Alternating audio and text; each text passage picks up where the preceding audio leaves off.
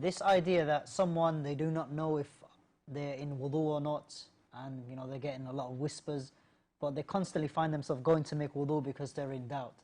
So what is the principle in Islam to ascertain this? Establish your position based on where certainty lies. So, for example, if you're go back to what your starting point is. For example, if you know that you've made wudu, but now you're uncertain as to whether you broke it or not, yeah, and the uncertainty is kind of like it doesn't lean one way or the other. You have no reason, you have no clear recollection.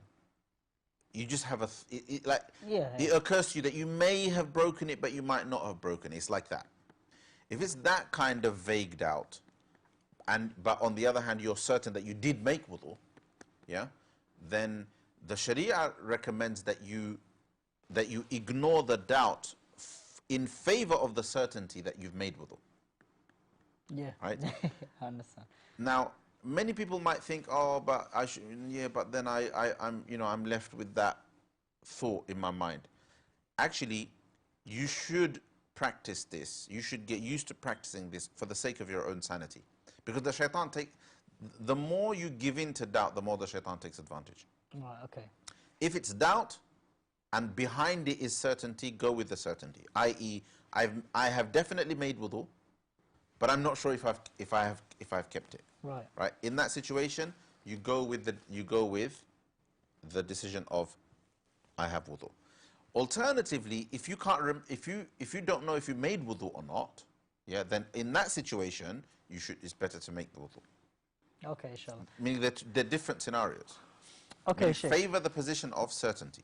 Okay. If there is a certainty behind the doubt, go with the certainty. Okay, Sheikh. So, for example, then, if someone is certain that they did not break their wudu, how long can this wudu go on for? Because obviously there are certain statements, and I'm not sure how authentic they are. They say some righteous imams of the past, even I believe Abu Hanifa is stated on one of him that he never made wudu for 40 days or so, claims like this. So how?